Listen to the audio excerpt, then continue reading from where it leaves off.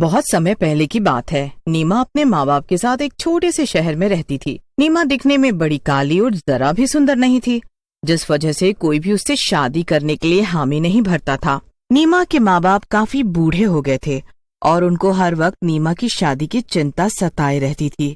एक दिन जब तीनों बैठकर खाना खा रहे होते हैं तो नीमा के बाबूजी उससे बोलते हैं, नीमा बेटी, तुम्हारे लिए तुम्हारे चाचा एक रिश्ता बता रहे थे। अरे उस रिश्ते की तो बात ही मत करो तुम। क्या बताने दूं? वो रिश्ता हमारी बेटी के बिल्कुल भी लायक नहीं है। क्या हुआ माँ? अरे बेटी, वो भी कोई लड़का है? वो तो आदमी है आदमी। तुम्हारी अभी उम्र ही क्या है? हम कैसे तुम्हारा रिश्ता तुमसे इतने बड़े आदमी से कर दें? पर ये तो देखो कि लड़के का अच्छा काम है, अपना घर है, और क्या चाहिए? ये कब तक ऐसी गरीबी की जिंदगी जिएगी? है? ये सुनकर सब चुप रह जाते हैं। नीमा को समझ नहीं आता कि अब वो क्या करे। वो उस आदमी से शादी करे या ना करे। पूरी रात उसकी यही सब सोचने में निकल जाती है। हे भगवान, मैं क्या करूं? एक तरफ मेरी जिंदगी का सवाल है और दूसरी तरफ माँ बाप की इज्जत का। वो भी आखिर कब तक मेरे लिए बाहर वालों के ताने सुनते रहेंगे? नीमा पूरी रात यही सोचती रहती है और सुबह वो अपने माँ बाप के पास आकर उनको शादी के लिए हाँ कर देती है। उसकी माँ इस शादी से जरा भी खुश नहीं होती, क्योंकि वो जानती हैं कि उनकी बेटी मजबूरी में आकर शादी के लिए हाँ कर रही है। नीमा थोड़ी उदास होती है और रोज की तरह नौकरी के लिए निकल जाती है। अगले दिन राजन नीमा को देखने आता है। नीमा को देखकर वो तो बस उसे देखता ही रह जाता है।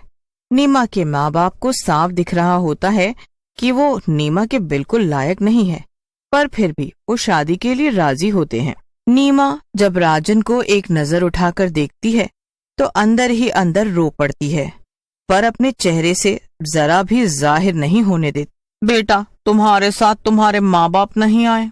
जी, वो अब इस दुनिया में नहीं है। अच्छा, तो तुम अकेले ही रहते हो? जी नहीं, मेरे साथ मेरे 2 बच्चे भी रहते हैं। 2 बच्चे? अरे, क्या तुम पहले से शादीशुदा हो? जी, मैंने तो ये बात बाबूजी को बता दी थी। क्या आपने अपने घर में ये बात नहीं बताई? हाँ, वो बस मैंने सोचा कि एक बार तुम दोनों मिल लो, तो फिर मैं बता दूंगा। पर ये बात आपको पहले बता देनी चाहिए थी। खैर, जो भी है, मैं ही आपको बता दूं कि मेरी पहली पत्नी एक हादसे में गुजर गई। अब मेरा एक 2 साल और एक 5 साल का बेटा है। मैं तो अपनी पूरी जिंदगी अपने बच्चों के सहारे निकालने को तैयार हूँ, पर उनको हर दिन अपनी माँ की जरूरत महसूस होती है। मुझे अपने लिए पत्नी नहीं, अपने बच्चों के लिए एक माँ चाहिए। बाकी अभी भी आप और आपकी बेटी शादी से राजी हैं, तो मैं यही कहूंगा कि पूरी जिंदगी वो उस घर में खुश रहेगी और जैसे चाहे वैसे रहे। हाँ, बस बदले में मेरे बच्चों को ढेर सारा प्यार दे दे। आपस में काफी बातचीत होती है। नीमा की माँ शादी के लिए मना कर देती है, पर तभी नीमा बोलती है कि उसे शादी से कोई एतराज नहीं है। ये सुनकर सब हैरान रह जाते हैं। बस फिर क्या, सब लोग खुशी खुशी शादी की तैयारी में लग जाते हैं। राजन पूरी शादी का खर्चा खुद उठाता है। नीमा की सहेलियां घर आ जाती हैं और रोज नाच गाना करती हैं। अगले दिन नीमा की हल्दी की रस्म चल ही रही होती है कि अचानक राजन का फोन आ जाता है। राजन नीमा से मिलने के लिए बोलता है, पर नीमा को समझ ही नहीं आ रहा होता कि वो सबसे छुपकर कैसे जाए। शीला, किरण, मुझे उन्होंने मिलने के लिए अभी बुलाया है, मुझे जाना होगा। ओहो, अच्छा, हमारे होने वाले जीजा जी ने। अरे, पर आज तेरी हल्दी है तो तू हल्दी लगवाने के बाद घर से नहीं निकल सकती। पता है ना, भूत चिपक जाते हैं। अरे, ये सब बेकार की बातें हैं और मैं इन सब में यकीन नहीं करती। कुछ जरूरी काम है, वरना वो ऐसे नहीं बुलाते। मैं नहाकर जा रही हूँ और तुम दोनों यह सब संभाल लेना। कोई मेरे बारे में पूछे तो बोल देना कि मैं सो रही हूँ। शीला और किरण नीमा को बहुत रोकती हैं, पर नीमा उनकी एक नहीं सुनती और ऐसे ही चली जाती हैं। राजन उसका एक जगह इंतजार कर रहा होता है। नीमा जाती है तो देखती है राजन के साथ एक बच्ची है जो बहुत रो रही है। अरे, ये बच्ची, और ये रो क्यों रही है? ये मेरी बेटी है पिंकी। पता नहीं आज तुमसे मिलने की जिद कर बैठी और सुबह से रो रही है। बोली जब तक आप मम्मी से मिलवाने नहीं ले जाओगे मैं खाना। पिंकी बेटा, तुम तो अच्छी बच्ची हो ना। देखो ये सब गलत बात है। अभी तुम अच्छे बच्चों की तरह खाना खाओ, फिर तो हम हमेशा साथ ही रहेंगे ना। नीमा पिंकी को बहुत समझाती है और फिर जब पिंकी मान जाती है तो वो अपने पापा के साथ घर चली जाती है। उसके बाद नीमा भी घर जाने लगती है। जैसे ही नीमा एक पीपल के पेड़ के नीचे से होती हुई गुजरती है तो उसके ऊपर लगी हल्दी की खुशबू पेड़ पर बैठी चुड़ैल की नाक तक पहुंच जाती है। अरे वाह, हल्दी की खुशबू! ओहो, अच्छा तो इस लड़की की शादी होने वाली है। अब तो मेरे मजे ही आ गए। मैं तो कुंवारी मरी थी ना, अब इसकी जगह मेरी शादी होगी। उसी वक्त नीमा के शरीर में चुड़ैल घुस जाती है और नीमा को अचानक कुछ अजीब सा महसूस होता है। उसके बाद नीमा को कुछ होश नहीं रहता क्योंकि उसके शरीर पर एक चुड़ैल का कब्जा हो चुका था। नीमा घर पहुंचती है तो आंगन में पैर फैलाकर बैठ जाती है। अरे रीमा, ये तो बाहर कहाँ से चली आ रही है? तेरी सहेलियां तो बोल रही थी कि तू अंदर कमरे में आराम कर रही है। अरे बोल, चुप क्यों है? कुछ बोलती क्यों नहीं? पागल है क्या? क्यों चिल्ला रही है? चल हट यहाँ से। इतना कहकर नीमा अपने कमरे में चली जाती है। सब लोग नीमा को ऐसे बात करते देखकर हैरान रह जाते हैं। नीमा की माँ और सहेलियों को भी समझ नहीं आता कि आखिर नीमा ऐसी भारी आवाज में क्यों बातें कर रही है। सब लोग मेहंदी की तैयारी में लगे होते हैं और अंदर कमरे में नीमा के शरीर में बैठी वो चुड़ैल मेहंदी के नाम से खुशी से पागल हो रही होती है। अरे वाह, कल तो मेहंदी है, मैं अपने हाथों में मेहंदी लगवाऊंगी। कितना शौक था मुझे मेहंदी लगवाने का। मैं तो पूरे भर भर के हाथों में मेहंदी लगवाऊंगी, बड़ा मजा आएगा।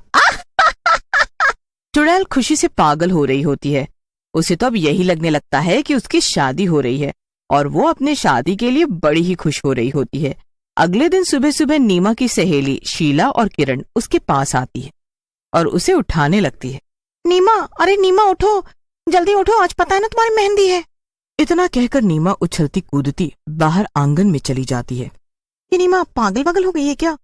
कल जब से जीजा जी से मिलकर आई है तब से अजीब अजीब बर्ताव कर रही है। इतने में वहां नीमा की माँ आ जाती है और वो नीमा के बर्ताव को लेकर शीला और किरण से पूछने लगती है।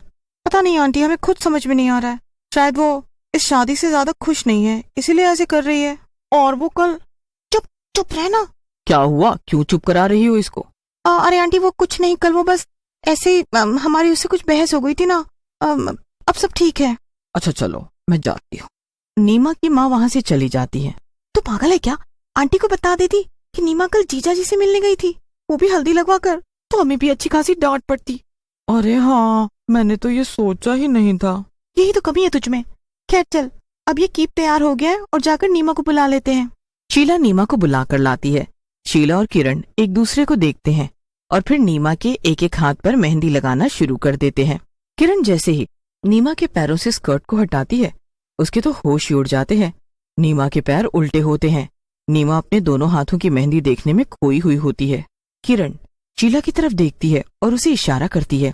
जब शीला भी नीमा के उल्टे पैर देखती है तो उसकी भी हालत खराब हो जाती है। हे भगवान, ये क्या है? शीला और किरण दोनों वहाँ से उठकर जल्दी से नीमा की माँ के पास जाते हैं और उनको सारी बात बताते हैं। अरे ऐसे कैसे हो सकता है? मेरी बेटी तो कल तक बिल्कुल ठीक थी, मेरे सामने सुबह वो अपने पैर भी साफ कर रही थी, तब तो उसके पैर एकदम सही थे। शीला फिर सारी बात नीमा को बताती है कि कैसे कल नीमा हल्दी के बाद जीजा जी से मिलने गई थी। बस फिर नीमा की माँ को जब बात समझ में आ जाती है तो वो जल्दी से पंडित जी के पास जाती हैं और उनको सारी बात बताती हैं। बस फिर कल रास्ते से कोई चुड़ैल तुम्हारी बेटी के लग कर आ गई है और अब इसका बस एक ही इलाज है। ये धागा लो और उसके पैरों में पैरों से पहले बांध देना। बस फिर अगले दिन सब अच्छे से शादी की तैयारी हो जाती है और जैसे ही नीमा और राजन मंडप पर बैठते हैं, नीमा की माँ नीमा के पैरों में वो काला धागा बांध देती हैं। धागा बांधते ही चुड़ैल को बेचैनी होने लगती है और उसके शरीर में बड़ी तकलीफ होने लगती है और वो नीमा का शरीर उसी वक्त छोड़ देती है। जैसे ही पंडित जी उस चुड़ैल को बाहर निकलते देखते हैं और उसी वक्त वो उसे एक मटकी में कैद करके मटकी को हवन की आग में रख देते हैं। किसी को कुछ पता भी नहीं चलता और चुड़ैल वहीं भस्म हो जाती है। नीमा की शादी बड़े ही धूमधाम से हो जाती है और वो बड़ी खुशी खुशी अपने घर में रहने लगती है।